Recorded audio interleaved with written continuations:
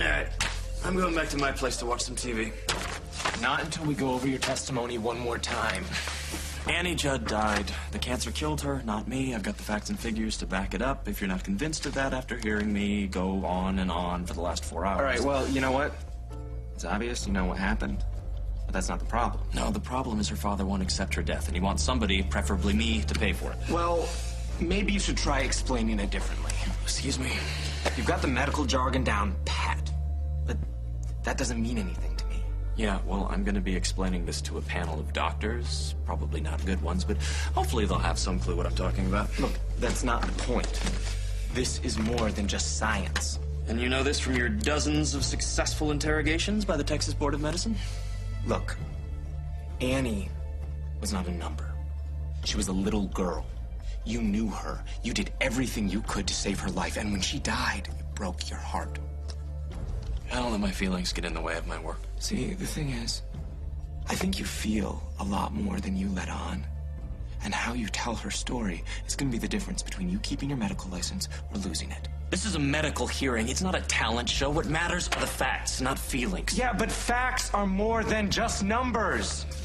This board is going to want to hear from you, and not Dr. Reid Oliver, the incredible neurosurgeon. They're going to want to hear from Dr. Reid Oliver, the man. No, they're going to want me to appease the patient's family. A year before Annie Judd died, I told her father that she had terminal cancer. Now he wants to punish me for being right. Or maybe he just wants to hear that you're sorry. That's not relevant. Yeah, but that doesn't mean it's not important. You should try being human once in a while. Won't make you any less of a surgeon. Mr. Judd is a grieving father, hell-bent on revenge. He's gonna talk about her final days, her battle. He's gonna talk about how she died. He's gonna break their hearts. With any luck, one of them will be a cardiologist. You know, this is not the time to joke around. Look, I know you care about your work, but quite frankly, you come off as just really cold. And I know you don't mean to. Oh, come on, don't psychoanalyze. Why not? That's what the board's gonna do. They're gonna try to figure out if you're too reckless to be in the OR. And you need to prove to them that if they take away your medical license, they are killing people.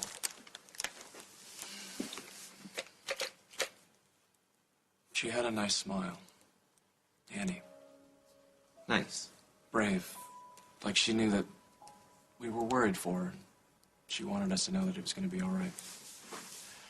I was the one that was causing her pain, cutting into her skull, sticking her with needles, ordering chemo, but she always lit up when I walked in the room. I miss that smile. Nobody smiles when I walk in a room. Most of the time they act like it's the Grim Reaper, and I'm okay with that. But I didn't want to be that for Annie. I miss Annie. The world misses her. Because I couldn't save her, they're never gonna know it. People think that you're a brilliant doctor because you're fearless. They don't know it's because you care so much. You sound like a self-indulgent celebrity therapist. Why do you do that? You came so close to being a real human with real emotions, and you just go right back to being a jerk. Oh, you're wrong, Mr. Snyder. I'm always a jerk. What's wrong with you? What do you mean? After all this time, you can't call me by my first name? Oh, come on. I don't have time. No. My name is Luke. Just say it. What does it matter what I call you? Mr. Snyder is my father. I'm Luke. Can I have my files back, please? You call Noah by his first name. He's my patient. So? It's a simple, well-defined relationship. It's patient-doctor. It's clear. So what does that make us, then? I'm tired of explaining myself. That's what I've been doing all night. I'm gonna go home and get some rest. Thank you for helping me prep for the hearing. Are you sure you're ready for this? Yeah, I'm sure.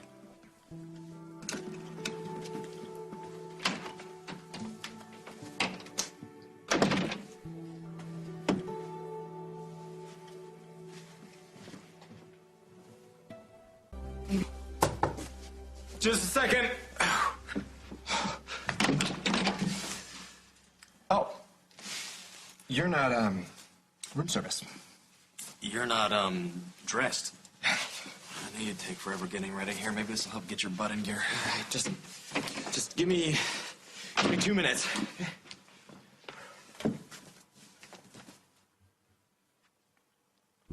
You sure you're ready for this? What, the Inquisition?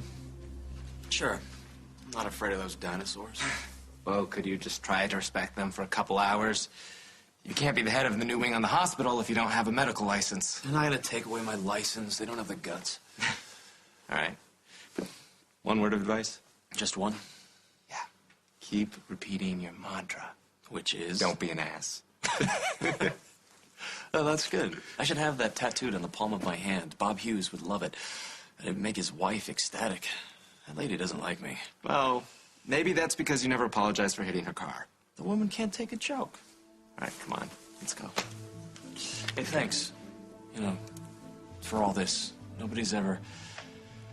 I mean, I know you're not doing it because you care about my career. It's all for Noah's sake, but... Oh, I do care.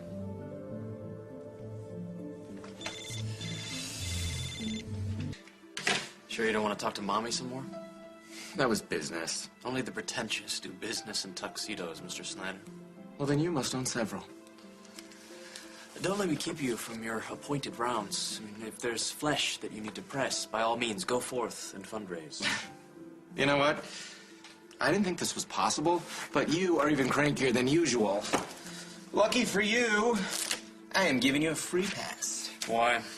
Because you've been waiting forever to find out if your medical license has been revoked. You deserve to be obnoxious. Oh, thank you so much for your permission. All right. That's it. We're getting out of here. What's there to do in this town? I don't know. What do you have in mind? Well, you lived here for years. What's there to do? I don't know. Well, don't you have some friends that we could call? All my friends actually work. Well, how about a favorite restaurant? Yeah, I do takeout. Favorite bar? Club? Lounge? Ice skating rink? Bowling alley? I went bowling once. I was 9 years old. No friends, no fun, no life. You, Dr. Oliver, are a sad, sad man. Why, thank you. How can you live in a place for years without stumbling upon one cool place to hang out or good restaurant? Not everybody has a loaded bank account and tons of free time. I was a little busy actually fixing people's brains. Although if the medical board rules against me, I'm gonna have plenty of free time on my hands, and then, won't that be fun? I can just see the way those old buzzards were looking at me. They can't wait to really stick it to a young hotshot like me. Teach me a lesson. Hey, Snyder. Oh, I'm sorry, were you saying something? My life is over. I'll never work again. Blah, blah, blah. Do you have your wallet on you? My wallet? Yeah, we're gonna need it. We're going out. Don't tell me. You found the nearest gay bar. Not exactly. You've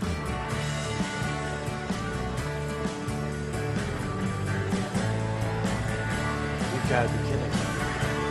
Yippee-ki-yay.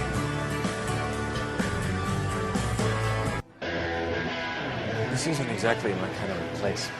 Well, you don't exactly have a kind of place because they never go out. Yeah, but still, I'm not really sure how welcome they are here. Would you relax?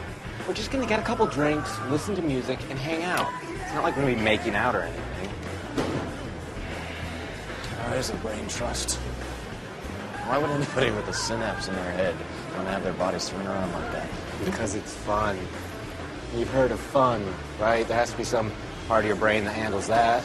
Yeah, see, that's a lot of people think that there's a single pleasure center of the brain, when in actuality there are several that can be activated by chemicals, electrodes, even rapidly moving images. What are you doing? You're not really going to do that.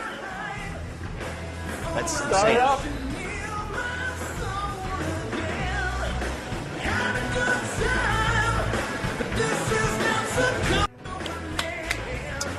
Now it's done. Talk about a worthless skill. You can do it. I wouldn't want to do that.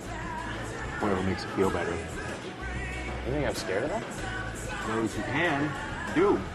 Those who won't. Okay, I'll have you know there are specific injuries associated with mechanical bull riding, including fracture of the second metacarpals, as well as the index finger phalanges, due to the extreme torque forces applied to the extremity during these severe gyrations. Yeah, it's a hand injury.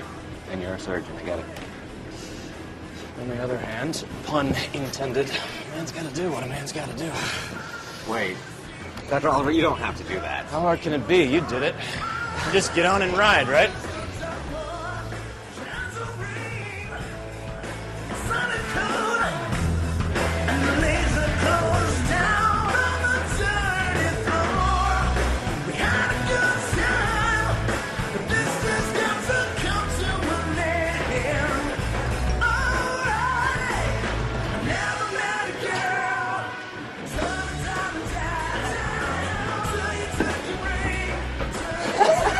That was fun. What's the matter with you?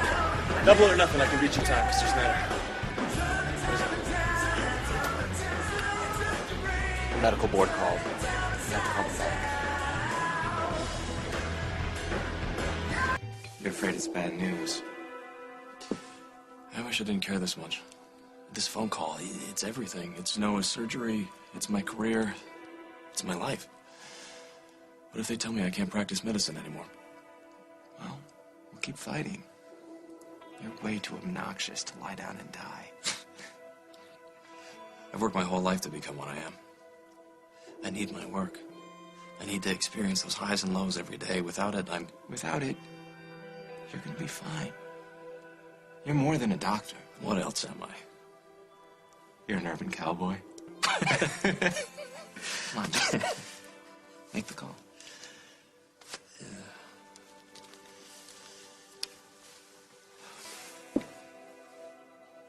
Hey, this is Dr. Reid Oliver. I'm returning Dr. Vasco's call. I see. I understand.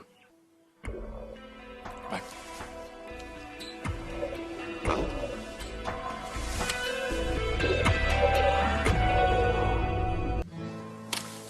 I'm reinstated. Can you believe it? Vasco said they're gonna keep the investigation open. Why? I have no idea. I'm certainly not guilty of any malpractice, which they're gonna discover eventually, but in the meantime, I can get out of here. I can't wait to get back in the operating room, make the first incision. You have no idea what this means to me. Actually, I think I do. This never would have happened without you. Dr. Oliver, you do realize that you kissed me, right? And I mean, that's okay. It's nothing to be embarrassed by. I mean, you're excited, you just got some really good news, but I think it would be kind of weird if we pretended that it didn't happen. I know what I did. It had nothing to do with the phone call. I wanted to kiss you. I've been wanting to kiss you for a long time. Luke.